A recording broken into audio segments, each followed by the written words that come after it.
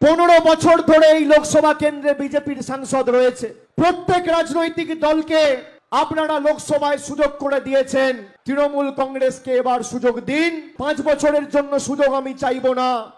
2 বছর পর আবার নির্বাচন। 2 বছরের মধ্যে যদি আপনাদের চাহিদা, আশা, আকাঙ্ক্ষা পূরণ না করতে পারি, বিধানসভায় তৃণমূলের বিপক্ষে ভোট দিয়ে আপনারা প্রতিশোধ নেবেন।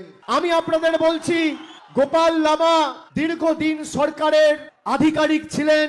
এই জেলার ভূমিপুত্র, মাটির সাথে মিশে মানুষের সাথে কাজ করেছেন, মানুষকে পরিষেবা দিয়েছেন। অন্যদিকে বিজেপির যে প্রার্থী, কোনদিন দার্জিলিং এ আপনার বিপদে আপদে, কোভিডের সময় আপনার দুঃখে বিপদে তাকে পাশে পাননি। বাড়ি দিল্লিতে, দার্জিলিং এর মানুষের ভোট নিয়ে দিল্লির নেতাদের কৃতদাসত্ব আর তল্পিবাহকতা করে আপনার 100 দিনের টাকা, বাড়ির টাকায় রাজু বিস্তা বন্ধ করেছে।